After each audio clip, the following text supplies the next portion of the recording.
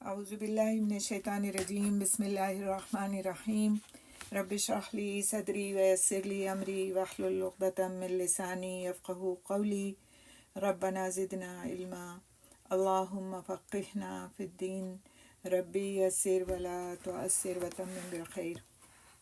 انشاءاللہ آج سورۃ البقرہ کی آیت نمبر 255 سے ہم شروع کریں گے۔ آیت الکرسی۔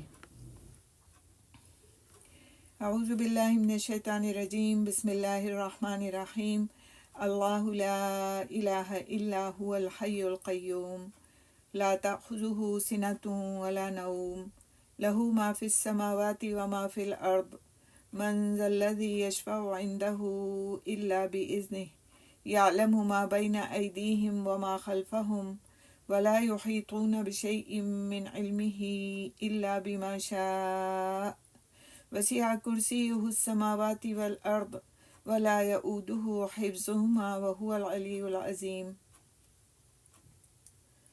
تو یہ آیت الکرسی ہے قرآن حکیم کی سب سے عظیم آیت، اس کے لیے کہا جاتا ہے کہ یہ ہے، اور اس میں اللہ سبحانہ تعالیٰ کی 26 صفات اور 5 نام ہیں۔ اب ہم انشاءاللہ تعالیٰ تھوڑا تھوڑا سا اس کا ایک ایک حصہ لے کر اس کی وضاحت کریں گے۔ تو سب سے پہلے دیکھتے ہیں کہ آیت الکرسی کا موضوع کیا ہے، ٹاپک کیا ہے اس آیت کا۔ تو آیت الکرسی اسلامی نظام زندگی کے بنیادی تصور توحید کے موضوع پر ہے۔ اس آیت میں اللہ تعالیٰ کی صفات کریمہ اور عظیم مسائل کا تذکرہ کیا گیا ہے۔ تو الحمدللہ زیادہ تر مسلمان اس بات کا اہتمام کرتے ہیں کہ وہ آیت الکرسی کو پڑھیں اور زیادہ پڑھیں، اور حفاظت کی نظر سے بھی اس کو پڑھتے ہیں اور یاد بھی کرتے ہیں اور یاد بھی کرواتے ہیں، اور ہم کو یاد ہوتی ہے الحمدللہ اچھی طرح سے۔ نمازوں کے بعد بھی لوگ اس کا اہتمام کرتے ہیں پڑھنے کا، اور جو کہ کرنا چاہیے۔ آگے ہم اس کے فضائل انشاءاللہ دیکھیں گے تو اس میں پھر اس چیز کا بھی تذکرہ آئے گا۔ لیکن اہم بات یہ ہے کہ جب ہم آیت الکرسی پڑھتے ہیں تو ہمارا تلفظ صحیح ہوتا ہے کیا، اس کا ہمیں علم ہونا چاہیے کہ اس کا صحیح تلفظ کیا ہے، اس کو تجوید کے ساتھ کس طرح پڑھنا ہے تاکہ اس میں نہ کوئی غلطی ہو اور نہ کوئی ایسی بات کہ جو پھر اس کا پڑھنا ہمارے لیے اجر کا باعث نہ بن سکے۔ تو انشاءاللہ تعالیٰ آج پہلے اس کی فضیلت ہم دیکھیں گے آیت الکرسی کی، اور اس کے بعد پھر اس کے ایک ایک حصے کی تشریح۔ سیدنا ابی بن کعب رضی اللہ تعالیٰ عنہ بیان فرماتے ہیں کہ نبی کریم صلی اللہ علیہ وسلم نے ان سے پوچھا، اے ابو منذر، کیا تم جانتے ہو کہ تمہارے پاس کتاب اللہ کی سب سے زیادہ عظمت والی آیت کون سی ہے؟ کہتے ہیں میں نے جواب دیا، اللہ تعالیٰ اور اس کا رسول صلی اللہ علیہ وسلم ہی زیادہ جانتے ہیں۔ رسول اکرم صلی اللہ علیہ وسلم نے پوچھا، یعنی دوبارہ پوچھا، اے ابو منذر، کیا تم جانتے ہو کہ تمہارے پاس کتاب اللہ کی سب سے زیادہ عظمت والی آیت کون سی ہے؟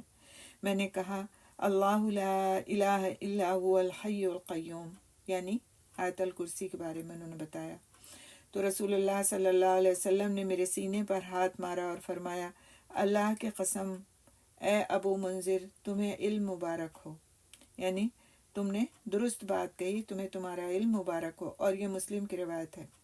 ایک روایت میں ہے کہ رسول اکرم صلی اللہ علیہ وسلم نے فرمایا، اس اللہ کی قسم جس کے ہاتھ میں میری جان ہے، آیت الکرسی کی زبان ہوگی اور ہونٹ ہوں گے، یعنی قیامت کے دن کی بات ہے، آیت الکرسی کی زبان ہوگی اور ہونٹ ہوں گے، اور یہ بادشاہ حقیقی کی تقدیس بیان کرے گی، یعنی پاکی بیان کرے گی، اور عرش کے پائے سے لگی ہوگی۔ آیت الکرسی میں اسم اعظم ہے، اور یہ تفسیر ابن کثیر کی روایت ہے۔ بستر پر لیٹتے وقت آیت الکرسی پڑھنے والے کے ساتھ ایک محافظ فرشتہ مقرر کر دیا جاتا ہے۔ سب کو اپنی فکر ہوتی ہے نا حفاظت کی، خاص طور سے رات میں جب سو رہے ہوتے ہیں، دروازے بند کر رہے ہوتے ہیں اور سب کچھ، وہ ٹھیک ہے، اسباب اختیار کرنے میں کوئی حرج نہیں ہے، لیکن اصل حفاظت تو اللہ کی حفاظت ہے۔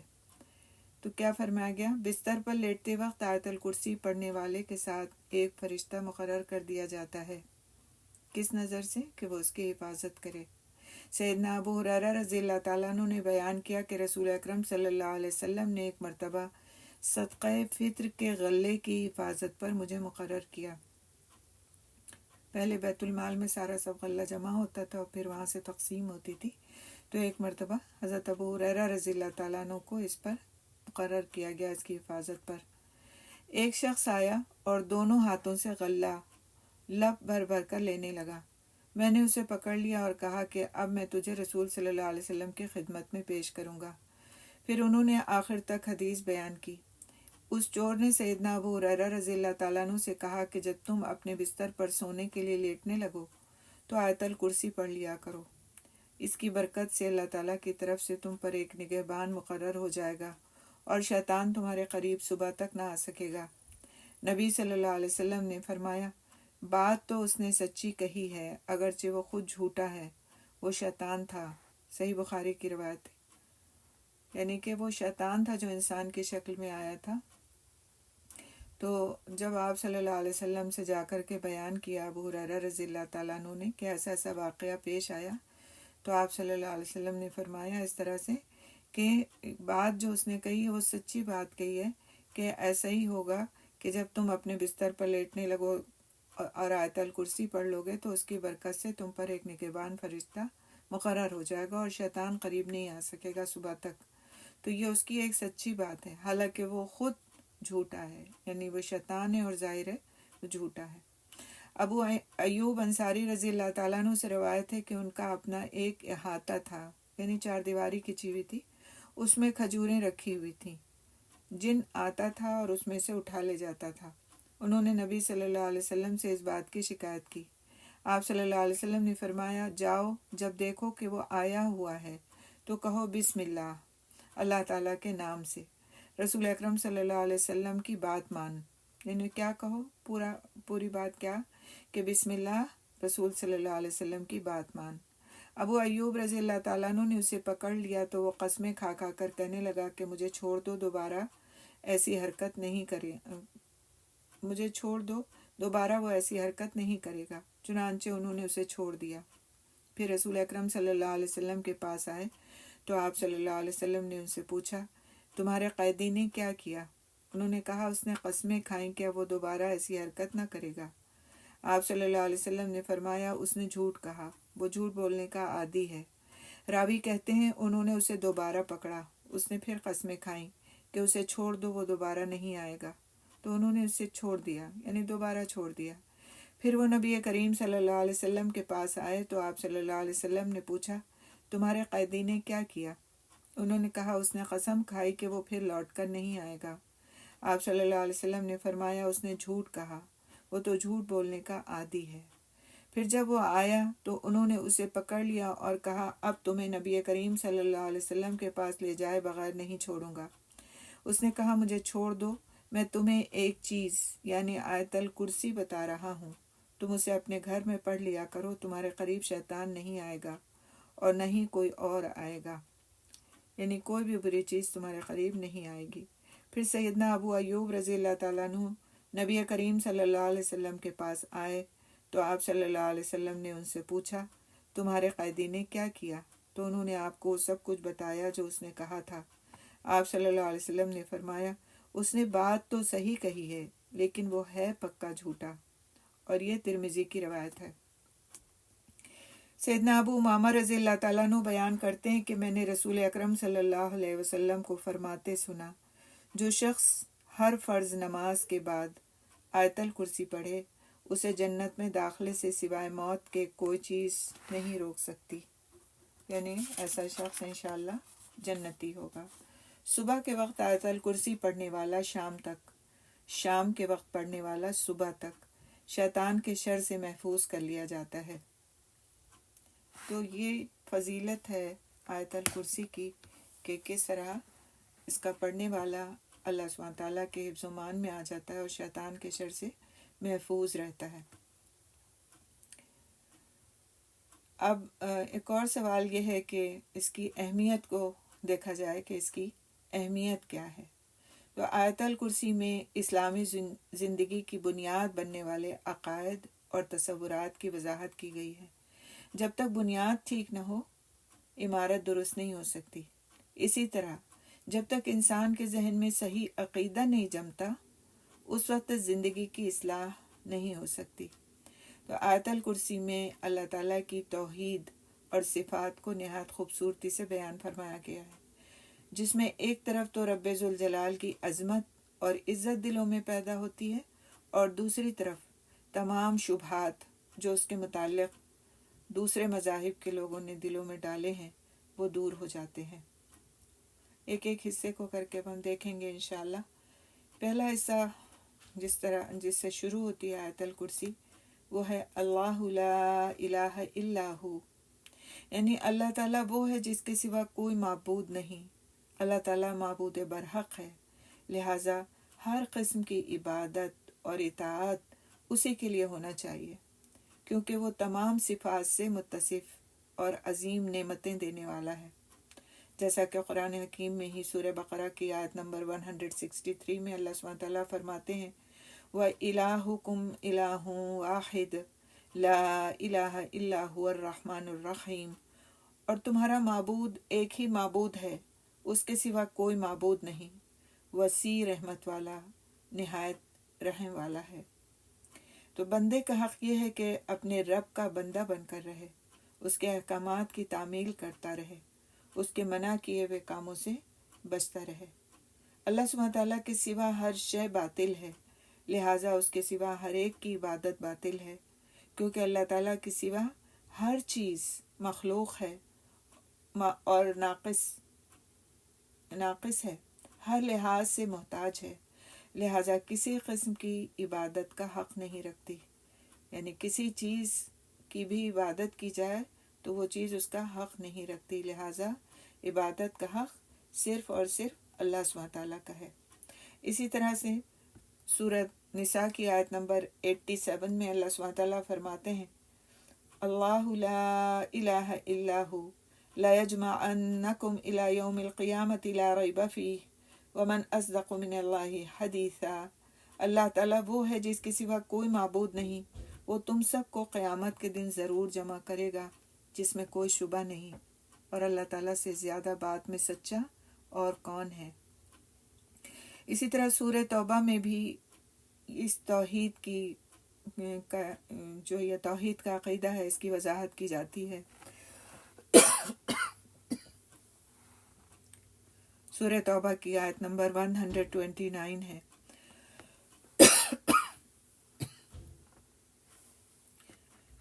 اللہ سبحانہ تعالیٰ کا ارشاد ہے فَإِن تَوَلَّوْا فَقُلْ حَسْبِيَ اللَّهُ لَا إِلَٰهَ إِلَّا هُوَ عَلَيْهِ تَوَكَّلْتُ وَهُوَ رَبُّ الْعَرْشِ الْعَظِيمِ، پھر اگر وہ منہ موڑیں تو آپ کہہ دیں اللہ تعالیٰ ہی مجھے کافی ہے، اس کے سوا کوئی معبود نہیں، میں نے اسی پر بھروسہ کیا اور وہی عرش عظیم کا رب ہے۔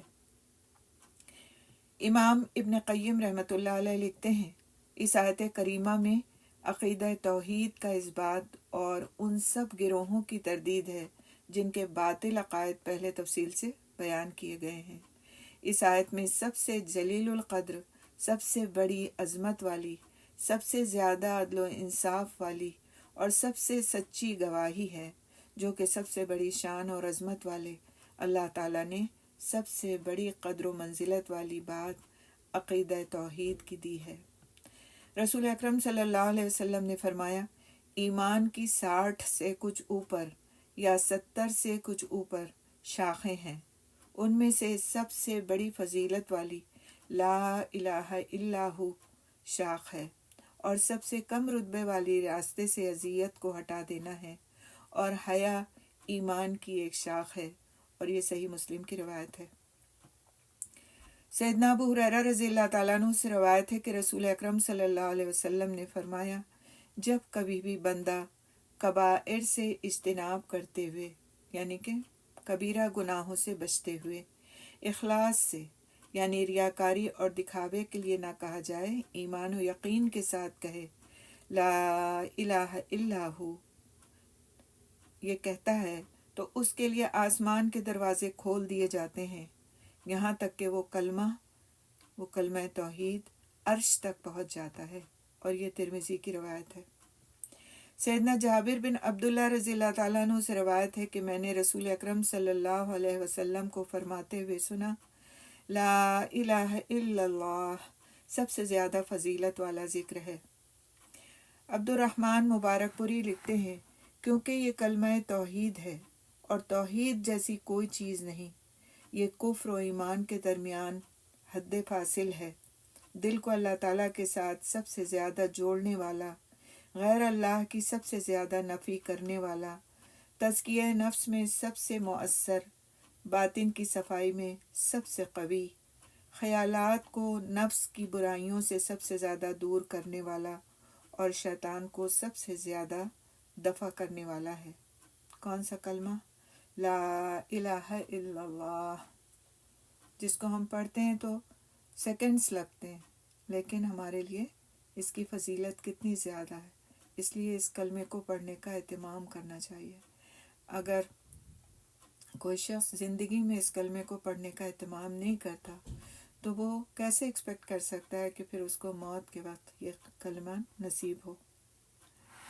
حضرت ابن عباس رضی اللہ تعالیٰ عنہ سے روایت ہے کہ رسول اکرم صلی اللہ علیہ وسلم نے فرمایا، نبی کریم صلی اللہ علیہ وسلم پریشانی کے وقت یہ دعا کیا کرتے تھے۔ کون سی دعا؟ لا الہ الا اللہ العلیم الحلیم، لا الہ الا اللہ رب العرش العظیم، لا الہ الا اللہ رب السماوات و رب الارض رب العرش الکریم۔ یعنی اللہ تعالیٰ کے سوا کوئی معبود نہیں جو بہت جاننے والا، بڑا بردبار ہے۔ اللہ تعالیٰ کے سوا کوئی معبود نہیں جو عرش عظیم کا رب ہے۔ اللہ تعالیٰ کے سوا کوئی رب نہیں جو آسمانوں کا رب ہے، زمین کا رب اور عرش کریم کا رب ہے۔ اور یہ صحیح بخاری کی روایت ہے۔ تو اس طرح سے اللہ لا الہ الا هو الحی القیوم، جس سے یہ شروع ہوتی ہے آیت، تو اس کا ایک حصہ ہم نے دیکھا۔ آگے ہم اس میں الحی کے نام کی وضاحت دیکھیں گے اور اس سے کیا مراد ہے، اور اسی طرح سے پھر القیوم کی، کہ اس نام اللہ سبحانہ تعالیٰ کے اس نام کی کیا اہمیت ہے اور کیا فضیلت ہے۔ تو الحی کا مطلب کیا ہے؟ ہمیشہ زندہ ہے۔ اس سے مراد وہ ہستی ہے جسے کامل حیات حاصل ہو، یعنی کہ وہ نہ اس کو کبھی موت آئے گی اور نہ کبھی فنا ہوگا۔ قتادہ رحمۃ اللہ علیہ نے بیان کیا کہ الحی وہ ذات ہے جو فوت نہیں ہوتی، یعنی کبھی نہیں مرتی۔ امام سدی رحمۃ اللہ علیہ بیان فرماتے ہیں کہ الحی سے مراد باقی رہنے والے، اس کا یہ ترجمہ ہے۔ اسی طرح امام طبری رحمۃ اللہ علیہ لکھتے ہیں، بلا شبہ الحی سے مراد وہ ذات ہے کہ اسی کے لیے دائمی زندگی اور ایسی بقا ہے کہ نہ تو اس کے اول کے لیے کوئی حد ہے اور نہ آخر کے لیے کوئی انتہا، کیونکہ اس کے علاوہ ہر چیز اگرچہ زندہ ہو، اس کی زندگی اول کے لیے حد ہے اور آخر کے لیے انتہا ہے۔ وہ اپنی یعنی اس کی زندگی کے اول کے لیے بھی ایک حد ہے اور آخر کے لیے بھی ایک حد ہے، اور وہ اپنی مدت کے ختم ہونے سے ختم ہو جاتی ہے اور اپنے وقت کے پورے ہونے پر ناپید ہو جاتی ہے۔ اسی طرح امام بغوی رحمۃ اللہ علیہ فرماتے ہیں کہ الحی سے مراد وہ ہمیشہ ہمیشہ باقی رہنے والا ہے۔ امام ابن قیم رحمۃ اللہ علیہ لکھتے ہیں، اسی کے لیے زندگی اپنی انتہائی شکل میں ہے، اسی لیے اس پر موت کا بالکل غلبہ نہیں ہوتا۔ اللہ رب العزت کا فرمان ہے، هو الحی لا الہ الا هو فادعوہ مخلصین لہ الدین الحمد للہ رب العالمین، سورۃ مومن کی آیت نمبر 65۔ وہی زندہ ہے، اس کے سوا کوئی معبود نہیں، چنانچہ اسی کو پکارو کہ دین کو اس کے لیے خالص کرنے والے ہو۔ تمام تعریف اللہ تعالیٰ کے لیے ہے جو سارے جہانوں کا رب ہے۔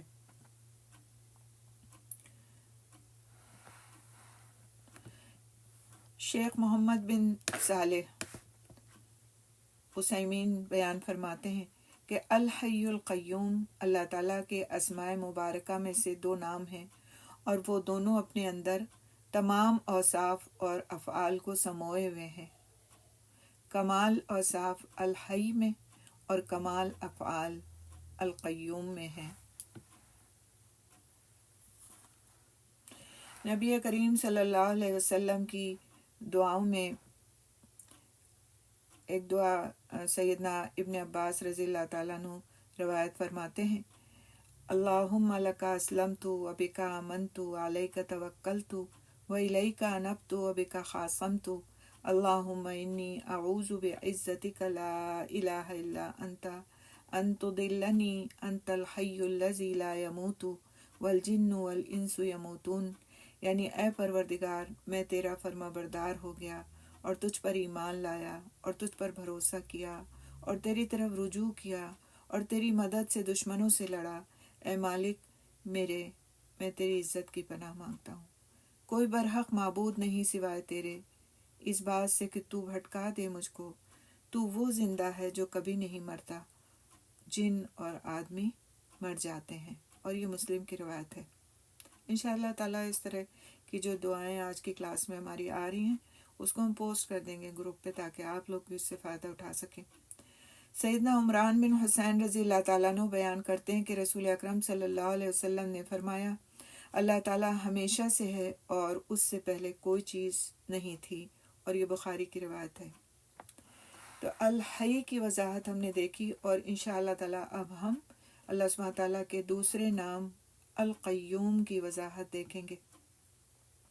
اور انشاءاللہ تعالیٰ مجھے اللہ تعالیٰ کی ذات سے پوری امید ہے کہ جب اب ہم اس کے بعد ان وضاحتوں کو دیکھنے کے بعد، سننے اور پڑھنے اور سمجھنے کے بعد آیت الکرسی پڑھیں گے تو پھر ہماری کیفیت مختلف ہوگی، اس لیے اس کو بہت توجہ سے سنیں، کیونکہ مجھے امید ہے کہ اس کلاس میں آنے والا ہر شخص آیت الکرسی روز پڑھتا ہوگا اور ہر نماز کے بعد پڑھتا ہوگا۔ اگر نہیں پڑھتا تو اب سے اپنی عادت بنا لیں، تو اس کو پھر ہم تھوڑا سا اطمینان کے ساتھ پڑھیں، جلدی جلدی پڑھ کے فارغ نہ ہوں، اور جو آج ہم پڑھ رہے ہیں تو ان الفاظ پر غور کر کے پڑھیں کہ ان کا معنی کیا ہے، ہم پڑھ کیا رہے ہیں، کس عظمت و جلال والے رب کا نام ہم لے رہے ہیں، کس طرح اپنے عقیدہ توحید کی ہم تجدید کر رہے ہیں، اس کو ایک طرح سے رینیو کر رہے ہیں، تو ہمیں کرنا کیا ہے۔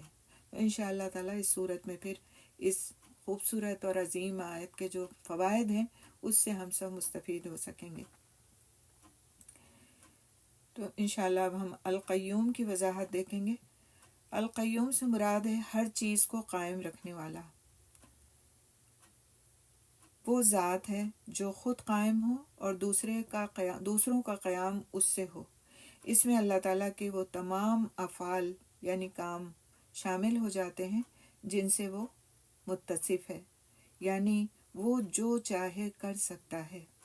اللہ سبحانہ تعالیٰ جو چاہے کر سکتا ہے، اس لیے بعض محققین کا کہنا ہے کہ یہی وہ اسم اعظم ہے جس کے ذریعے دعا رد نہیں ہوتی۔ ہمیں بڑی فکر ہوتی نا اسم اعظم کیا ہے، تو القیوم کے لیے علماء کرام کا کہنا ہے کہ یہی وہ اسم اعظم ہے جس کے ذریعے دعا رد نہیں ہوتی۔ القیوم کا مطلب ہر چیز کو قائم رکھنے والا ہے۔ اس سے یہ مراد ہے کہ اللہ تعالیٰ ساری مخلوقات کی تخلیق، رزق، دیکھ بھال اور حفاظت فرمانے والے ہیں۔ ہر چیز کا وجود، بقا اور تدبیر اس کے دست قدرت میں ہے۔ امام طبری رحمۃ اللہ علیہ فرماتے ہیں کہ القیوم لفظ قیام سے ہے، اپنی مخلوق کو رزق دینے اور اس کی حفاظت کا بندوبست فرمانے والی ذات صرف اور صرف اللہ سبحانہ تعالیٰ کی ہے۔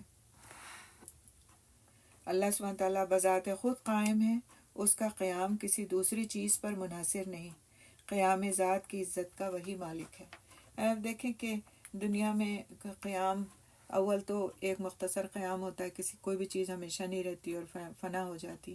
دوسری یہ کہ کسی بھی چیز کے قیام کا کوئی نہ کوئی چیز ذریعہ ہوتی ہے جس کے ذریعے سے وہ قائم ہوتی ہے، لیکن اللہ سبحانہ تعالیٰ کا قیام، اس کا قیوم ہونا کسی چیز کا محتاج نہیں، ہمیشگی اسی کو حاصل ہے، وہ ہر چیز پر قائم، موجود، لازوال اور غیر متغیر ہے، یعنی کبھی تبدیل ہونے والا نہیں ہے۔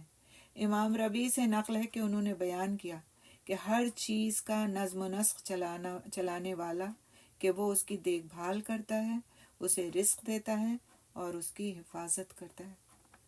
اگر ان الفاظ میں ہم غور کریں نا تو ہمیں اپنے مالک کی عظمت ہمارے دلوں کے اندر آ جاتی ہے کہ کیا ہے ہمارا مالک، کیا ہماری سوچ اس کا احاطہ کر سکتی ہے؟ کیا ہم کو تو اتنا بھی نہیں معلوم کہ اس دنیا میں مخلوق ہے کتنی. ہم تو صرف انسانوں کو سوچتے ہیں کہ وہ مخلوق ہیں. انسانوں کے علاوہ جن ہیں، اس کے علاوہ جانور ہیں، اس کے علاوہ اور دوسری نباتات ہے. اسی طرح جس زمین پر ہم جی رہے ہیں وہ زمین تو ہے ہی، لیکن اس کے علاوہ زمین کی اور سطحیں ہیں، نیچے اور نیچے چلتے چلا جائے. انسان کتنی زمین کی پرتیں ہیں، ان پرتوں میں کون کون سے جاندار ہیں. کہیں چیٹیاں ہیں بل بنائے ہوئے، کہیں اور دوسرے کیڑے مکوڑے ہیں، کہیں اور حشرات الارض ہیں جو زمین کے اندر رہتے ہیں. اسی طرح کتنی ساری نباتات ہیں جو زمین کے اندر پیدا ہوتی ہے. کچھ سبزیاں جو ہم کو پتہ ہے کہ وہ زمین میں سے کھود کے نکالی جاتی ہیں. اس کے علاوہ جانے کتنی جڑیں، کتنی ایسی کھانے کی بھی چیزیں ہیں، جڑی بوٹیاں ہیں جو کہ زمین کے اندر اس کی تہوں میں پیدا ہوتی ہیں، اور پھر کچھ کو انسان نے دریافت کیا ہے، دوائیں بنائی اور مختلف کام کیے ان سے، اور کچھ کیا بہت ساری ایسی ہیں جو کہ ہمارے علم میں ہی نہیں. اسی طرح سمندر اور سمندر کی مخلوق اور سمندر کے اندر پیدا ہونے والی نباتات. اسی طرح اس زمین کے اوپر اللہ سبحانہ تعالیٰ نے پہاڑ رکھ دیے، ان پہاڑوں کے اوپر کی نباتات، ان پہاڑوں کے اندر کی نباتات. اسی طرح آپ کانیں دیکھیے، اس کے اندر کی چیزیں، ان کانوں سے کیا کیا کچھ نہیں نکلتا ہے، اور اس کو انسان اب تک دریافت ہی کر رہا ہے. کہیں پتہ چلتا ہے کچھ نکل آیا، کہیں تیل نکل آیا، کہیں کوئی دھات نکل آئی، کہیں کچھ. سب کچھ اللہ سبحانہ تعالیٰ کی مخلوق ہے، اور وہ قائم رہنے والا جو ہمیشہ سے ہے اور ہمیشہ رہے گا. سبحان اللہ. وہ نہ صرف ہر چیز کو پیدا کرنے والا ہے بلکہ اس کی دیکھ بھال کرنے والا بھی ہے، اور اس ایک ایک رتی اور ریزے کے بارے میں اس کا علم، مکمل علم ہے. اس کو ایک ریت کے ذرے کے بارے میں بھی پتہ ہے کہ وہ ریت کا ذرہ زمین پر کس جگہ پڑا ہوا ہے، کون سی ہوا اس کو اٹھائے گی اور اڑا کر کے لے جائے گی اور کہاں لے جا کر کے ڈال دے گی. اس کو یہ بھی پتہ ہے. اور اس کو یہ بھی پتہ ہے کہ سمندر کے اندر کی کون سی مچھلی کس مچھلی کی غذا بن جائے گی، اور کون سی مچھلی انسان کے لیے غذا کا باعث بنے گی. اگر ہم تصور کریں تو ہم تصور میں لا ہی نہیں سکتے کہ اللہ سبحانہ تعالیٰ ان تمام چیزوں کی دیکھ بھال کرنے والا ہے. اور دیکھ بھال کون کرتا ہے؟ جو اس چیز کا مالک ہو، خالق ہو، ہر چیز اس کو معلوم ہو اس کے بارے میں کہ یہ چیز کس طرح حرکت کرے گی، کس طرح پیدا ہوگی، کس طرح مرے گی، کس طرح رہے گی، کیا اس کی غذائی ضروریات ہیں، کیا اس کی ماحولیاتی ضروریات ہیں، کس طرح کے ویدر میں یہ سروائیو کر سکتی ہے. ساری چیزیں، سب کچھ اس کو معلوم ہو. تو ہمارا رب کتنی عظمت والا ہے. ہمارے پاس تو نہ وہ الفاظ ہیں کہ ان کو ہم بیان کر سکیں. لیکن عربی کا یہ جو ایک لفظ ہے جو اللہ سبحانہ تعالیٰ نے قرآن حکیم میں اپنی اس عظیم آیت میں اپنی صفت کے طور پہ نازل فرمایا، اپنی نام کے طور پہ نازل فرمایا، القیوم. یہ ایک لفظ گھیرے ہوئے ہیں ان ساری باتوں کو. سبحان اللہ. تو جب ہمارا رب اتنا عظیم ہے کہ اتنی ڈھیر ساری باتوں کو اس نے ایک لفظ میں سمو دیا ہے، تو اس کی قدرت کا ہمیں اندازہ ہونا چاہیے، اور اس کے سامنے ہمارا جھکنا اسی درجے میں ہونا چاہیے. اس کا ادب، اس کی تعظیم، اس کی عبادت، اور صرف اسی کو ہی عبادت کے لائق سمجھنا چاہیے. جب ہم اللہ لا الہ الا ہو کہتے ہیں کہ اللہ تعالیٰ یکتا ہے اور اس کے سوا کوئی معبود نہیں، تو پھر ہم اس کی صفات کو بھی سمجھنے کی کوشش کرتے ہیں کہ ہمارا رب کن کن باتوں میں یکتا ہے، کون کون سی ایسی صفات ہیں جس میں اس کا کوئی ہمسر ہے ہی نہیں. تو اس میں سے کچھ صفات کو اس آیت میں بیان کیا گیا ہے جو بہت زبردست صفات ہیں، جو اس میں اعظم کی حیثیت رکھتی ہیں، اور جن کو کہنے کے بعد اگر دعا مانگی جائے تو دعا قبول ہوتی ہے. اور اس میں سے دو صفات ہم نے دیکھی، الحی، القیوم.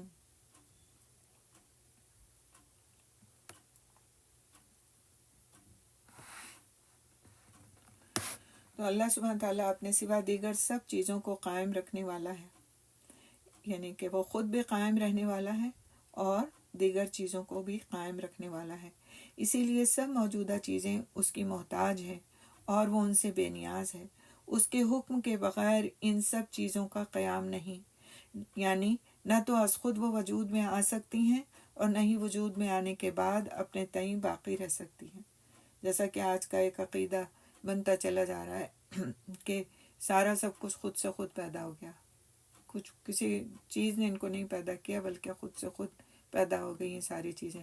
ایتھیسٹ اس وقت جو طبقہ ہے اس کا یہی ہے کہ یہ سب فطرت ایسی ہے کہ اس کے ذریعے سے ہی یہ ساری چیزیں پیدا ہو گئی ہیں اور اس کا کوئی خالق و مالک نہیں ہے، نعوذ باللہ۔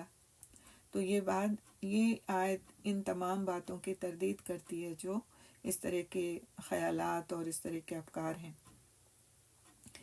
کائنات کی تمام چیزوں کا وجود، بقا اور حفاظت حکم الہی سے ہے۔ قرآن و سنت میں اس کے پختہ دلائل ہیں۔ اللہ سبحانہ تعالیٰ کے بغیر ان چیزوں کی کوئی حیثیت نہیں۔ اللہ سبحانہ تعالیٰ قرآن حکیم میں ارشاد فرماتے ہیں، سورہ ملک کی آیت نمبر 19 ہے، اولم یروا الی الطیر فوقہم صافات ویقبضن ما یمسکہن الا الرحمن انہ بکل شیء بصیر۔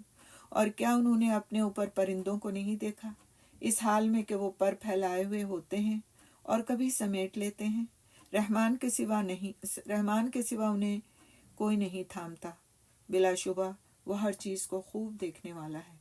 اسی طرح سورہ نحل کی آیت نمبر 79 میں اللہ سبحانہ تعالیٰ فرماتے ہیں، الم یروا الی الطیر مسخرات فی جو السماء ما یمسکہن الا اللہ ان فی ذلک لآیات لقوم یؤمنون۔ کیا انہوں نے پرندوں کو نہیں دیکھا کہ آسمان کی فضا میں مسخر ہیں، انہیں اللہ تعالیٰ کے سوا کوئی نہیں تھامتا، بلا شبہ اس میں یقیناً نشانیاں ہیں ان کے لیے جو ایمان رکھتے ہیں۔ تو اس طرح قرآن اپنی ایک آیت کی تفسیر خود اپنی دوسری آیتوں سے بیان کرتا ہے، اور یہ سب سے بہتر تفسیر ہوتی ہے جو قرآن کی کسی ایک آیت کی اس کی دوسری آیتوں کے ذریعے سے بیان کی جائے۔ آگے اس آیت کا حصہ ہے لا تأخذہ سنۃ ولا نوم، لا تأخذہ سنۃ ولا نوم، یعنی کہ نہ اس کو نیند آتی ہے اور نہ اس کو اونگ آتی ہے، اس کو نہ اونگ آتی ہے اور نہ ہی نیند آتی ہے۔ تو اونگ اور نیند میں ایک فرق ہے کہ اونگ جو ہے ایک مختصر وقت کے لیے ہوتی ہے اور نیند گہری ہوتی ہے اور زیادہ وقت کے لیے ہوتی ہے۔ تو اس کا کیا مطلب ہے کہ اللہ تعالیٰ اونگ، غفلت، نیند اور بے خبری سے پوری طرح پاک ہے، اسی لیے وہ ہر چیز کا نگہبان ہے۔ ہر چیز کی پوری طرح حفاظت کون کر سکتا ہے؟ جس کو نہ تو نیند آتی ہو، نہ اونگ تک نہ آتی ہو، نیند تو دور کی بات ہے، نہ وہ غافل ہو کسی چیز سے اور نہ بے خبر ہو۔ تو اللہ سبحانہ تعالیٰ کو نہ اونگ آتی ہے نہ نیند آتی ہے۔ یہ تو انسان اور اللہ تعالیٰ کی پیدا کی ہوئی مخلوق دوسرے جانوروں کے لیے اور حشرات الارض کے لیے اور جو بھی اللہ کی مخلوق اللہ نے پیدا فرمائی اس کے لیے ہے۔ نیند میں ہو جانا، غفلت میں ہو جانا، اونگ آ جانا، بے خبر ہو جانا، لیکن ہمارا مالک جو رب کائنات ہے وہ اس طرح کی چیزوں سے پاک ہے، اس کو نہ اونگ آتی ہے نہ وہ غافل ہوتا ہے۔ مولانا عبد الماجد دریابادی رحمۃ اللہ علیہ لکھتے ہیں، جاہلی مذہبوں کے دیوتا نیند سے جھوم بھی جاتے ہیں اور سونے بھی لگتے ہیں، اور اسی غفلت کی حالت میں ان سے طرح طرح کی غلطیاں بھی ہو جاتی ہیں۔ مسیحوں اور یہود کا بھی یہی عقیدہ ہے کہ حق تعالیٰ نے جب 6 روز میں آسمانوں اور زمینوں کو بنا ڈالا تو 7ویں دن اسے سستانے اور آرام لینے کی ضرورت پڑ گئی۔ اسلام کا خدا دائم بیدار، غفلت، سستی اور تھکن سب سے ماورا خدا ہے، یعنی اس کے پاس اس طرح کی کوئی بھی چیز نہیں ہے۔ آگے اللہ سبحانہ تعالیٰ اس آیت میں فرماتے ہیں، لہو ما فی السماوات و ما فی الارض، لہو ما فی السماوات ما فی الارض، یعنی جو کچھ آسمانوں میں ہے اور جو کچھ زمین میں ہے اسی کا ہے۔ اللہ تعالیٰ زمین اور آسمان کا مالک ہے اور باقی سب مملوک ہیں، وہ خالق ہے اور باقی مخلوق، وہ رازق ہے اور باقی سب مرزوق۔ جو کچھ آسمانوں میں ہے اور جو کچھ زمین میں ہے اسی کا ہے۔ سورج، چاند، ستارے، فرشتے اور آسمان میں موجود ہر چیز اور زمین میں موجود ہر چیز اپنی تخلیق، ملکیت، بندگی، تدبیر اور انتظام اور انصرام کے اعتبار سے تنہا اللہ تعالیٰ کی ہے، اس میں اس کا کوئی شریک نہیں ہے۔ ہر چیز صرف اور صرف ہمارے رب کی ہے۔ خود ہماری ذات، ہماری شخصیت، ہم چاہے جتنے بڑے کیوں نہ بن جائیں دنیا میں، لیکن ہم اللہ تعالیٰ کی ملکیت ہیں، اور وہ ہمارے ساتھ جو چاہے سلوک کر سکتا ہے، جس طرح ہمیں چاہے زندہ رکھ سکتا ہے، جس حال میں چاہے ہم کو زندہ رکھ سکتا ہے۔ وہ چاہے تو ہمیں صحت عطا فرمائے، چاہے تو ہمیں بیمار کر دے، چاہے تو ہمیں رزق عطا فرمائے، چاہے تو ہمیں فاقے دے دے، چاہے تو وہ ہمیں دنیا کا کوئی اعلیٰ مرتبہ دے دے، اور چاہے تو ہمیں فقر عطا کر دے۔ تو ہم تو مخلوق ہیں، تو مخلوق کا کام کیا ہوتا ہے کہ اپنے خالق کے سامنے جھک جائے، اس کی اطاعت اور فرما برداری کرے، اس کو خوش کرنے کی کوشش کرے، کیونکہ اس کا اپنا کوئی بھی اختیار نہیں، اختیار سارے کا سارا رب کا ہے۔ زمین اور آسمان میں کسی کو نہ اپنے معاملے میں خود اختیار ہے اور نہ دوسرے اختیار رکھتے ہیں۔ امام طبری رحمۃ اللہ علیہ فرماتے ہیں کہ وہ ان تمام چیزوں کے کسی شریک اور مد مقابل کے بغیر مالک اور دیگر تمام معبودان باطلہ کے بغیر خالق ہے۔ قاضی ابن عطیہ رحمۃ اللہ علیہ فرماتے ہیں ملکیت کے ساتھ لہٰذا وہ تمام چیزوں کے مالک اور رب ہیں۔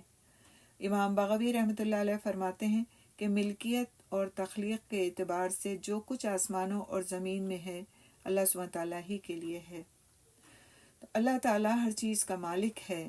اگر یہ عقیدہ انسان کے اندر راسخ ہو جائے تو اس کا زندگی پر کیا اثر پڑتا ہے، اس کو ہم دیکھیں گے انشاءاللہ، کہ اللہ تعالیٰ ہر چیز کا مالک ہے، اس کی ملکیت کسی حد میں محدود نہیں، اس کی ملکیت کسی شرط کے ساتھ مشروط نہیں، اس کی ملکیت میں کوئی اس کا شریک نہیں، اس کی ملکیت کبھی ختم ہونے والی نہیں۔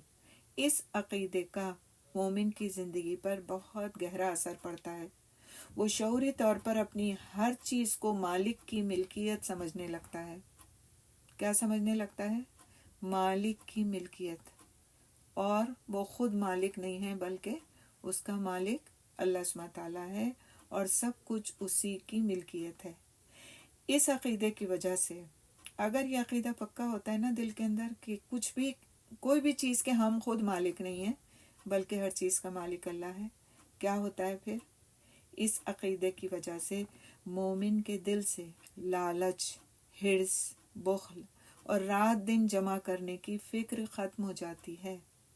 اس عقیدے کی وجہ سے مومن کے اندر صبر، قناعت اور اللہ تعالیٰ کی رضا پر راضی ہونے کی صفات پیدا ہو جاتی ہیں، اور وہ فیاض اور سخی ہو جاتا ہے، اس کے دل میں سکون اور اطمینان پیدا ہو جاتا ہے۔ اس عقیدے کی وجہ سے مومن کے دل میں کسی چیز کے نہ ملنے پر حسرت، جلن یا گھٹن پیدا نہیں ہوتی۔ اب اپنے آپ کو خود پرکھ لیں کہ آیا یہ عقیدہ ہمارے اندر مضبوط ہے یا نہیں ہے۔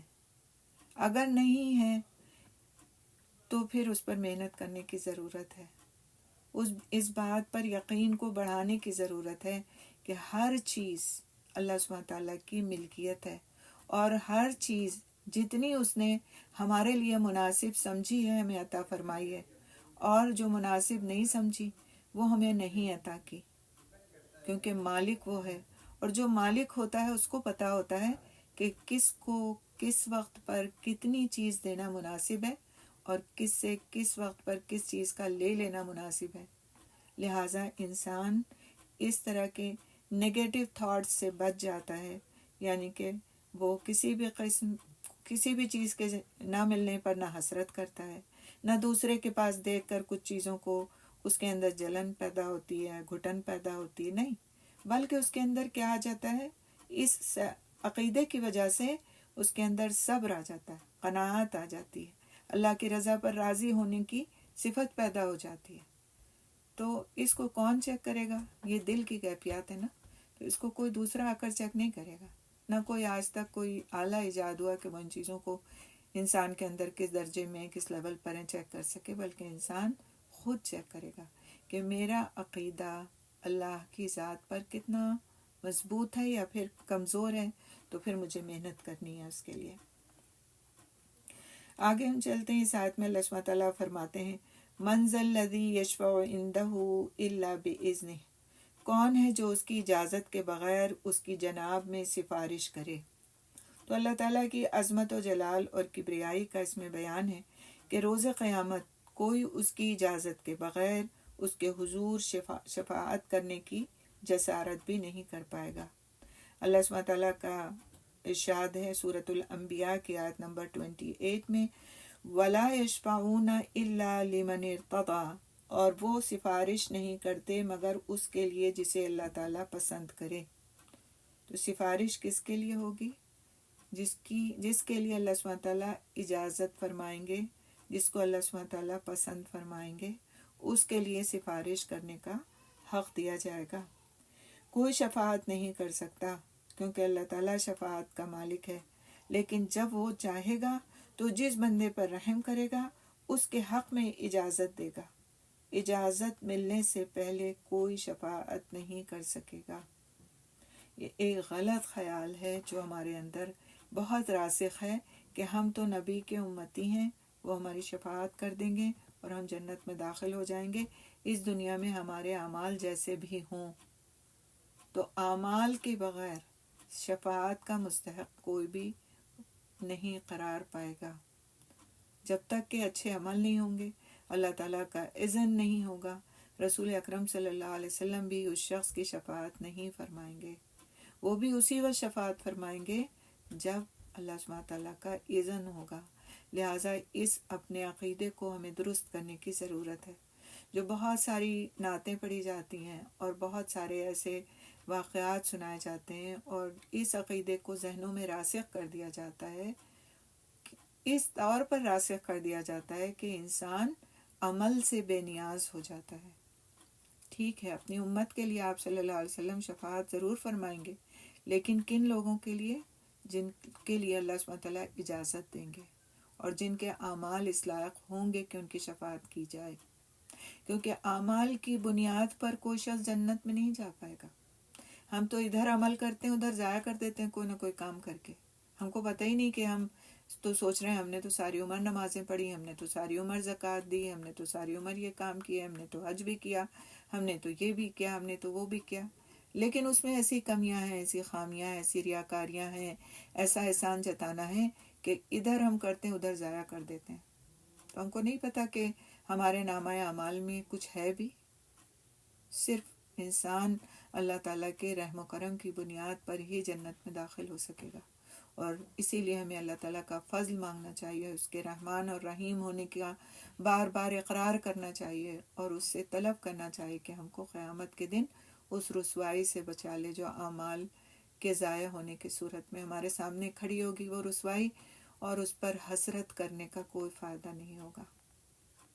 تو سفارش کرنا، شفاعت کرنا اور سفارش کا مل جانا یہ اعمال پر منحصر ہوگا۔ اللہ تعالیٰ کی جانب سے شفاعت کے خاطر اجازت کا حاصل ہونا ثابت ہے۔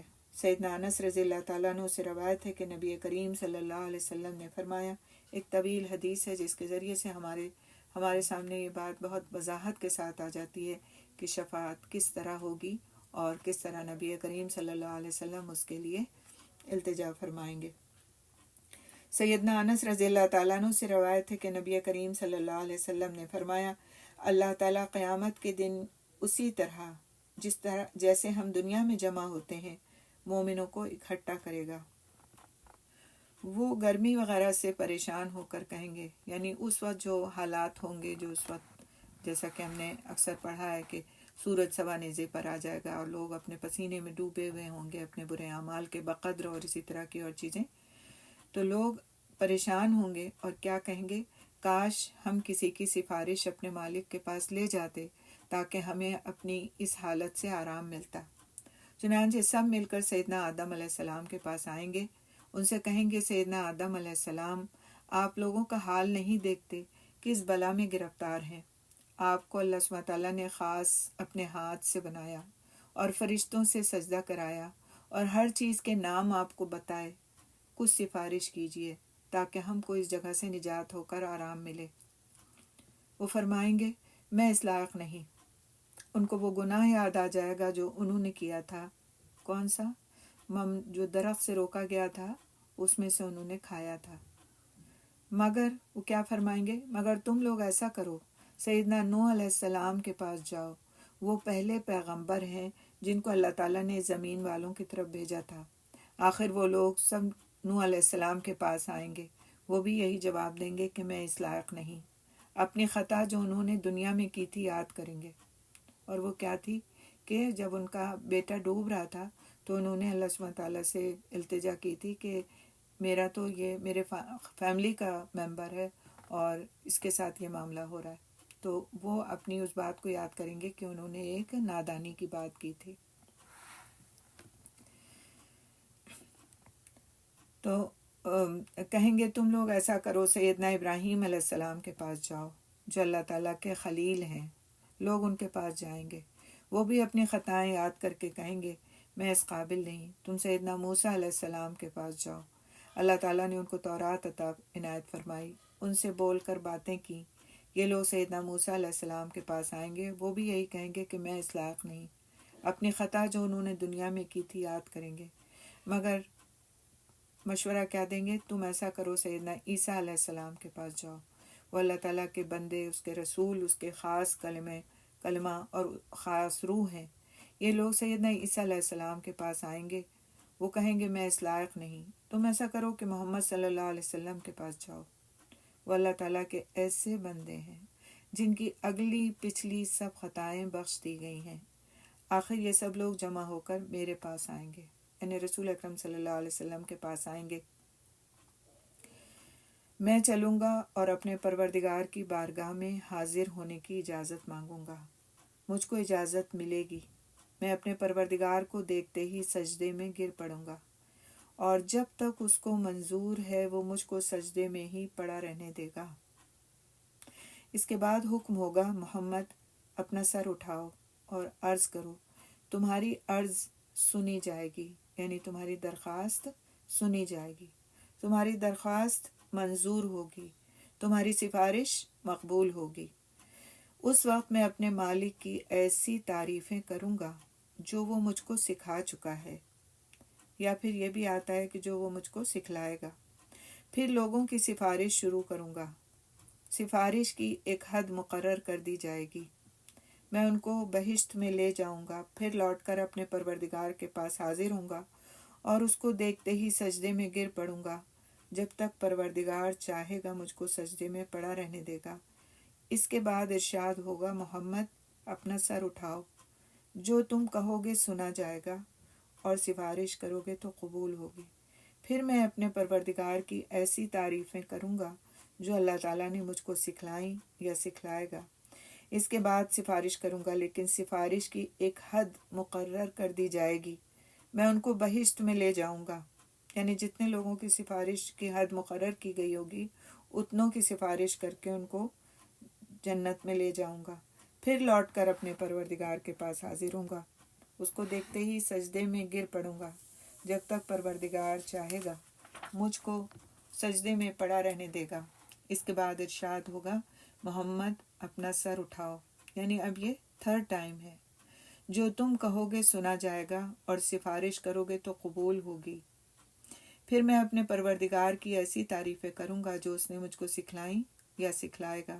اس کے بعد سفارش شروع کر دوں گا، لیکن سفارش کی ایک حد مقرر کر دی جائے گی، میں ان کو بہشت میں لے جاؤں گا، پھر لوٹ کر اپنے پروردگار کے پاس حاضر ہوں گا، عرض کروں گا یا پاک پروردگار، اب تو دوزخ میں ایسے ہی لوگ رہ گئے ہیں جو قرآن کے بموجب دوزخ ہی میں ہمیشہ رہنے کے لائق ہیں، یعنی کافر اور مشرک۔ انس رضی اللہ تعالیٰ عنہ نے بیان فرمایا کہ نبی صلی اللہ علیہ وسلم نے فرمایا دوزخ سے وہ لوگ بھی نکال لیے جائیں گے جنہوں نے لا الہ الا اللہ کہا ہوگا اور ان کے دل میں چیونٹی برابر یا کہا کہ بھونگے برابر ایمان ہوگا، اور یہ صحیح بخاری کی روایت ہے، لہٰذا ایک آتھینٹک حدیث ہے، اور اس سے ہمیں اندازہ ہوتا ہے کہ ہمارے پیارے حبیب صلی اللہ علیہ وسلم کی ذات ہمارے لیے کس قدر محبت کرنے والی ہے۔ نہ صرف یہ کہ دنیا میں انہوں نے اپنی پوری زندگی اپنی امت کے لیے محنت کرتے ہوئے اور اس کی آخرت کی فکر کرتے ہوئے گزاری، بلکہ آخرت میں بھی آپ اللہ سبحانہ تعالیٰ کے حضور سجدے میں پڑ جائیں گے، اس کی تعریف بیان فرمائیں گے، اور پھر اپنی امت کے لیے کام کریں گے۔ اور پھر یہ نہیں کہ ایک ہی بار سجدے میں پڑ جائیں، ایک بار کے سجدے میں پڑھنے سے جتنوں کو بہشت میں لے جا سکتے ہیں لے جائیں گے، پھر دوسری بار، پھر تیسری بار، حتیٰ کہ بس صرف وہ لوگ دوزخ میں رہ جائیں گے کہ جن کو پھر کافر یا مشرک کی شکل میں وہ دنیا میں تھے اور ان کے لیے بخشش بالکل بھی نہیں ہوئی، اللہ سبحانہ تعالیٰ نے رکھی۔ علامہ شوکانی رحمۃ اللہ علیہ لکھتے ہیں کہ اس میں اس شخص کے لیے انتہا درجے کی ڈانٹ ڈپٹ ہے اور زجر و توبیخ ہے، جو کہ یہ گمان کرتا ہے کہ اللہ تعالیٰ کی اجازت کے بغیر کوئی شخص کسی کو شفاعت کے ذریعے نفع پہنچا سکتا ہے۔ اس میں قبروں کے پجاریوں کے لیے بہت ہی ایک طرح سے وعید ہے، ڈانٹ ہے، کہ اس کا اندازہ پھر یہ حدیث پڑھ کر کے کیا جا سکتا ہے کہ شفاعت کا حق کس کو حاصل ہوگا؟ صرف نبی کریم صلی اللہ علیہ وسلم کو، اور وہ بھی کس طرح سے سجدے میں پڑھنے کے بعد اللہ سبحانہ تعالیٰ کی تعریف و توصیف بیان کرنے کے بعد ان کو یہ حق دیا جائے گا۔ تو کوئی کیسے کہہ سکتا ہے کہ فلاں جو ہے وہ فلاں کا مرید ہے، لہٰذا وہ تو بس بخشا آیا ہے، وہ تو چلا جائے گا جنت میں؟ یہ عقیدے کی خرابی کو ہمیں دور کرنے کی ضرورت ہے۔ قاضی بیضاوی رحمۃ اللہ علیہ فرماتے ہیں کہ اللہ تعالیٰ کی شان کبریائی کا بیان ہے کہ یہ تو بہت دور کی بات ہے کہ کوئی اناد یا دشمنی یا جھگڑے سے اس ارادے کی راہ میں رکاوٹ بنے، بلکہ صورتحال یہ ہے کہ ایسا بھی نہیں ہے کہ کوئی اس کے برابر یا رتبے میں قریب ہونے کی بنا پر شفاعت یا اس کے روبرو عاجزی کر کے اس کے ارادے کو ٹال دے۔ یعنی یہ تو اللہ تعالیٰ کی کبریائی کا بیان ہے اس کے اندر، اور پھر خالی یہ سوچ لینا کہ شفاعت بغیر ہمیں اس کی اجازت کے حاصل ہو جائے گی، یہ ایک ناممکن سی بات ہے۔ ابو حیان اندلسی رحمۃ اللہ علیہ فرماتے ہیں کہ اس آیت میں اللہ تعالیٰ کی بادشاہت اور کبریائی اور عظمت کی سب سے بڑی دلیل ہے کہ کسی کے لیے ممکن نہیں کہ وہ اس کے حضور اس کی اجازت کے بغیر شفاعت کرنے کے خاطر آگے بڑھے۔ یہ آیت اللہ تعالیٰ کے اذن سے شفاعت کے ہونے پر دلالت کرتی ہے، اور اذن کا یہاں معنی حکم ہے۔ اس انداز سے پتہ چلتا ہے کہ آخر یہ کیسے ہو سکتا ہے، کون ہے جو یہ جرات کرے؟ یعنی اللہ کے حکم کے بغیر یہ جرات کوئی کر ہی نہیں سکتا۔ تو اس حقیقت کی روشنی میں سارے غلط نظریات واضح ہو جاتے ہیں، اور اس سے پتہ چلتا ہے کہ رب رب ہے اور بندہ بندہ ہے۔ آگے ہم چلتے ہیں انشاءاللہ تعالیٰ، اس آیت کو کوشش کریں گے کہ آج مکمل کر لیں، اور اگر کچھ زیادہ وقت ہو جاتا ہے تو پھر باقی رکھیں گے، لیکن کوشش یہ ہوگی کہ مکمل کر لیں۔ آگے اس آیت میں اللہ سبحانہ تعالیٰ فرماتے ہیں یعلم ما بین ایدیہم وما خلفہم، یعلم ما بین ایدیہم وما خلفہم، وہ جانتا ہے جو ان کے آگے ہے اور جو ان کے پیچھے ہے۔ تو اللہ سبحانہ تعالیٰ انسانوں کے ماضی اور مستقبل کے حالات اور معاملات کی تفصیلات جانتا ہے، یعنی اگلے پچھلے حاضر غائب سب کا علم رکھتا ہے، اور اس میں بندوں کو کوئی اختیار حاصل نہیں ہے۔ ہم تو اگر کھڑے سامنے دیکھ رہے ہیں تو ہمیں پتہ ہی نہیں ہوتا کہ ہمارے پیچھے کیا ہو رہا ہے، نہیں ہوتا نا۔ بس اوقات پیچھے کوئی ہمارے آ کے کھڑا ہو جاتا ہے، ہمیں پتہ بھی نہیں چلتا کہ کون آ کر کے کھڑا ہو گیا۔ لیکن اللہ سبحانہ تعالیٰ کی ذات ہے کہ جس کو ہر چیز کا علم ہے، اور آگے پیچھے سے مراد صرف فزیکلی آگے اور پیچھے نہیں ہے، بلکہ حاضر اور غائب، جو چیزیں سامنے دکھائی دے رہی ہیں وہ بھی، اور جو نہیں دکھائی دے رہی ہیں ان سب کا بھی علم اس کے پاس ہے۔ اسی طرح ہمارے مستقبل کا بھی علم اس کے پاس ہے، اور ہمارے ماضی کا بھی علم اس کے پاس ہے۔ اس میں مخلوق کی بغیر اجازت کے شفاعت سے محرومی کا سبب بتایا گیا ہے۔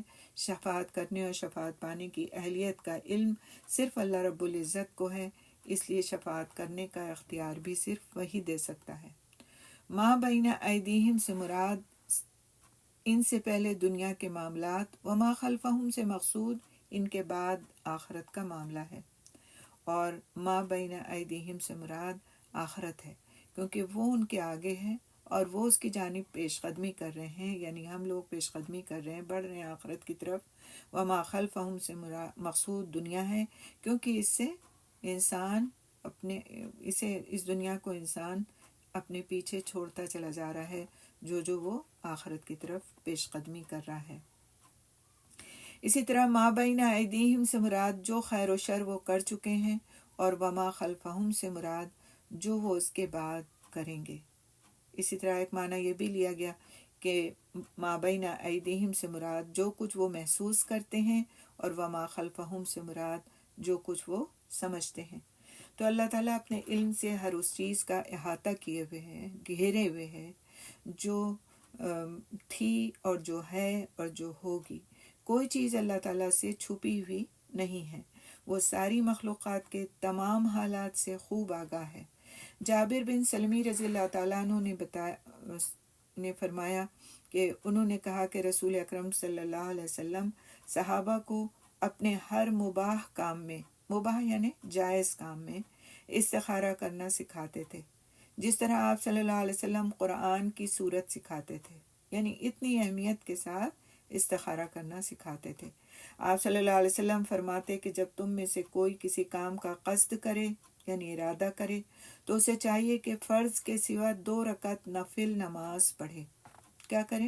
استخارہ کس طرح کرنا چاہیے، سنت طریقہ کیا ہے، یہاں پہ ہم دیکھتے ہیں بہت سے لوگ سوال کرتے ہیں اس کے بارے میں، تو یہاں پر سیکھ لیں کہ استخارہ کیسے کرنا ہے، سنت طریقہ کیا ہے، اور اس کے علاوہ جو بھی طریقے بتائے جاتے ہیں وہ کوئی سنت سے ثابت نہیں۔ یہاں پر آپ صلی اللہ علیہ وسلم نے کس طرح بتایا استخارہ کرنے کا طریقہ، کہ جب تم میں سے کوئی کسی کام کا قصد کرے۔ اچھا، اب یہ کام کیسا ہونا چاہیے؟ جائز ہونا چاہیے۔ ناجائز کاموں کے لیے استخارہ نہیں کرنا، ٹھیک ہے، وہ تو ناجائز ہی ہیں۔ حرام کاموں کے لیے استخارہ نہیں کرنا کیونکہ وہ تو حرام ہی ہیں۔ جائز کاموں کے لیے، مباح کاموں کے لیے تو اسے چاہیے کہ فرض کے سوا 2 رکعت نفل نماز پڑھے، پھر سلام کے بعد یہ دعا کرے، اور یہ دعا عربی میں موجود ہے۔ دعا استخارہ اگر آپ لکھیے تو آپ کو انٹرنیٹ پہ بھی مل جائے گی، آپ کو صبح شام کے اذکار میں، اسی طرح ایاک نستعین ایپ جو آپ کو ڈاؤن لوڈ کرایا تھا اس میں بھی سب سے آخری دعا استخارہ ہے، اور ترجمے کے ساتھ مل جاتی ہے، انشاءاللہ اس کو آپ لوگ دیکھ سکتے ہیں۔ اس کا ترجمہ کیا ہے کہ اے اللہ، میں تیرے علم کے طفیل اس کام میں خیریت طلب کرتا ہوں جو تیری قدرت کے طفیل، اے اللہ میں تیرے علم کے طفیل اس کام میں خیریت طلب کرتا ہوں، اور تیری قدرت کے طفیل طاقت مانگتا ہوں اور تیرا فضل، کیونکہ تجھے قدرت ہے اور مجھے نہیں، تو جانتا ہے اور میں نہیں جانتا، اور تو غیوب کا بہت جاننے والا ہے، یعنی غیب کی چیزوں کا بہت جاننے والا ہے۔ اے اللہ، بس اگر تو یہ بات جانتا ہے تو کہ اس کام میں میرے لیے دنیا اور آخرت میں بھلائی ہے، یا اس طرح فرمایا کہ میرے دین میں اور گزران میں اور میرے ہر انجام کے اعتبار سے بھلائی ہے، تو اس پر مجھے قادر بنا دے اور میرے لیے اسے آسان کر دے، پھر اس میں میرے لیے برکت فرما۔ اے اللہ، اگر تو یہ جانتا ہے کہ کام میرے لیے برا ہے میرے دین اور گزارے کے اعتبار سے اور میرے انجام کے اعتبار سے، یا فرمایا کہ میری دنیا اور دین کے اعتبار سے، تو مجھے اس کام سے دور کر دے اور میرے لیے بھلائی مقدر کر دے جہاں بھی وہ ہو، اور پھر مجھے اس پر راضی اور خوش رکھ۔ اور یہ صحیح بخاری کی روایت ہے۔ تو یہ مسنون دعا پڑھنے کے بعد آپ چاہیں، یا تو آپ کے دل میں ہے کہ آپ کس کام کے لیے استخارہ کر رہے ہیں تو آپ کے لیے یہ دعا پڑھنا کافی ہے، اور اگر آپ اپنا اور مزید دل مطمئن کرنا چاہتے ہیں تو اس کے بعد آپ اردو میں بھی اس بات کا تذکرہ کر سکتے ہیں، گویا مثال کے طور پر آپ اپنی بیٹی کے لیے مانگ رہے ہیں، بیٹے کے لیے مانگ رہے ہیں کسی کام کے فیصلے کے لیے، تو اس کا نام بھی لیا جا سکتا ہے۔ اور یہ جب آپ ترجمہ پڑھیں گے تو اس جگہ پر اس کا نام لیں گے، اے اللہ، پس اگر تو یہ بات جانتا ہے، یہ ترجمے میں آتا ہے، اس وقت استخارہ کرنے والے کو اس کا نام لینا چاہیے، یعنی جس کے لیے وہ استخارہ کر رہا ہے۔ اور اگر آپ سے یہ کوارڈینیشن مشکل ہو رہا ہو تو یہ بھی کر سکتے ہیں کہ یہ پوری دعا پڑھ لیں، اور اس دعا کے پڑھنے کے بعد آپ اردو میں یہ دعا جو کچھ بھی آپ مانگنا چاہ رہے ہیں، جس کسی بھی مسئلے کے بارے میں آپ فیصلہ کرنا چاہ رہے ہیں، اردو میں اس کے لیے اپنے الفاظ میں اس کے لیے دعا کر لیں. تو ایک طرح سے آپ اس اور یا اگر آپ کے دل میں ہے وہ بات تو اللہ تعالیٰ دلوں کا حال جاننے والا ہے کہ آپ کس کام کے لیے استخارہ کر رہے ہیں, کس مسئلے میں آپ کو اللہ کی مدد چاہیے. لیکن بعض لوگ ہوتے ہیں نا کہ وہ دل کے میں ہونے والی باتوں پر ان کا اطمینان نہیں ہوتا, تو اگر وہ زبان سے بھی کہہ لیتے ہیں تو حرج کی کوئی بات نہیں. لیکن سنت طریقہ یہ ہے کہ 2 رکعت نفل اور اس کے بعد یہ دعا, اور آپ کے دل میں جو معاملہ ہے جس کے لیے آپ مانگ رہے ہیں وہ کافی ہے, اور اس کے بعد درود پڑھ کر کے دعا کا اختتام کر لیں. حافظ ابن کثیر رحمۃ اللہ علیہ لکھتے ہیں کہ کائنات کی تمام چیزوں کے ماضی, حال اور مستقبل کے متعلق اللہ تعالیٰ کے علم کا احاطہ کرنے کی دلیل اللہ سبحانہ تعالیٰ کا یہ ارشاد ہے جو سورۃ الانعام کی آیت نمبر 59 میں ہے کہ وَعِندَهُ مَفَاتِحُ الْغَيْبِ لَا يَعْلَمُهَا إِلَّا هُوَ وَيَعْلَمُ مَا فِي الْبَرِّ وَالْبَحْرِ وَمَا تَسْقُطُ مِنْ وَرَقَةٍ إِلَّا يَعْلَمُهَا وَلَا حَبَّةٍ فِي ظُلُمَاتِ الْأَرْضِ وَلَا رَطْبٍ وَلَا يَابِسٍ إِلَّا فِي كِتَابٍ مُبِينٍ. اور غیب کی کنجیاں اسی کے پاس ہیں, اس کے سوا انہیں کوئی نہیں جانتا, اور وہ خشکی اور سمندر کی ہر چیز کو جانتا ہے, اور کوئی پتا نہیں گرتا مگر وہ اسے بھی جانتا ہے, اور زمین کی تاریکیوں میں کوئی دانہ نہیں گرتا, اور نہ کوئی تر چیز اور نہ کوئی خشک چیز, مگر سب کھلی کتاب میں ہے. تو یہ قرآن کی ہی ایک دوسری آیت اس آیت کی تفسیر ہے, اس آیت کے اس حصے کی تفسیر ہے جو ہم نے ابھی دیکھا. سیدنا عبداللہ بن عمر رضی اللہ تعالیٰ عنہ نے بیان کیا کہ نبی کریم صلی اللہ علیہ وسلم نے فرمایا, غیب کی 5 کنجیاں ہیں جنہیں اللہ سبحانہ تعالیٰ کے سوا کوئی نہیں جانتا.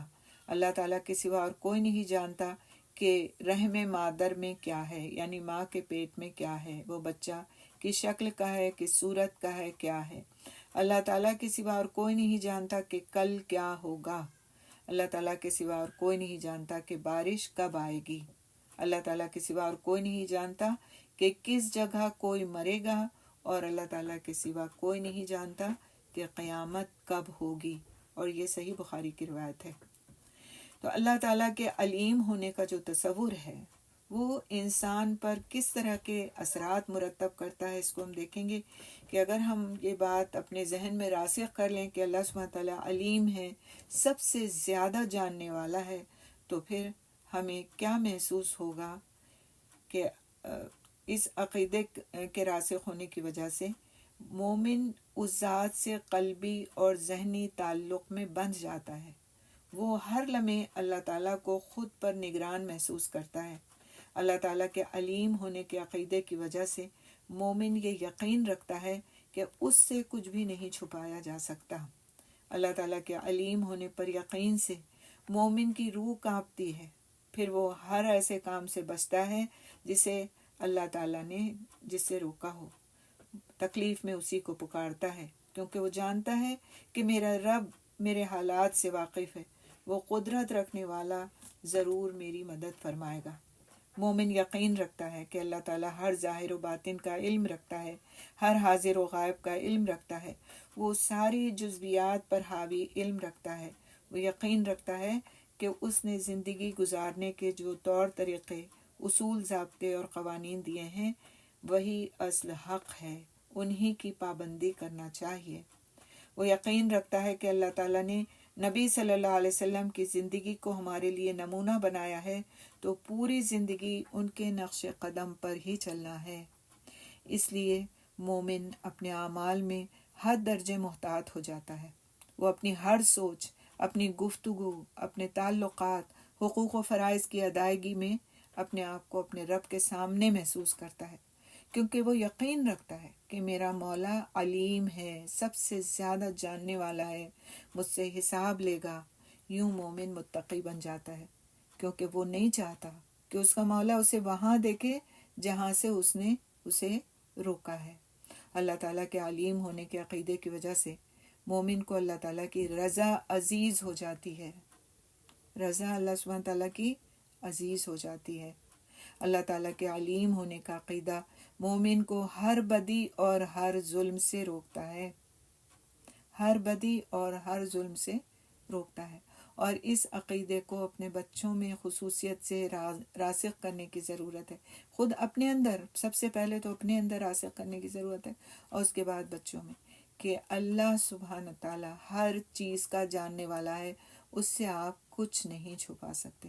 مجھ سے چھپا سکتے ہیں آپ، اپنے والد سے چھپا سکتے ہیں، اپنے بڑوں سے، اپنے دوستوں سے، اپنے چھوٹوں سے اپنی باتوں کو چھپا سکتے ہیں، لیکن اللہ سبحانہ تعالیٰ کی ذات وہ ذات ہے جس سے کوئی بھی چیز چھپائی نہیں جا سکتی، کیونکہ وہ علیم ہے، سب کچھ جاننے والا ہے. اور جب یہ عقیدہ راسخ ہو جاتا ہے نا، تو انسان ہر وقت گناہ کرنے سے ڈرتا ہے. اور اگر یہ عقیدہ کمزور ہوتا ہے تو پھر انسان چھپ چھپ کر گناہ کرتا ہے. اللہ سبحانہ تعالیٰ ہم کو، ہماری آنے والی نسلوں کو ان صحیح عقائد پر قائم فرمائے جس کا تقاضا ہم سے یہ آیت کرتی ہے. ابھی آیت کا کچھ حصہ باقی ہے اور کافی ایکسپلینیشن بھی ہے اس میں، تو انشاءاللہ تعالیٰ اس کو ہم اپنی نیکسٹ کلاس میں کمپلیٹ کریں گے. سبحان اللہ بحمدی، سبحانک اللہم بحمدک، نشہد ان لا الہ الا انت، نستغفرک نستغفرک نستغفرک نتوب الیک. السلام علیکم ورحمۃ اللہ وبرکاتہ. یہاں تک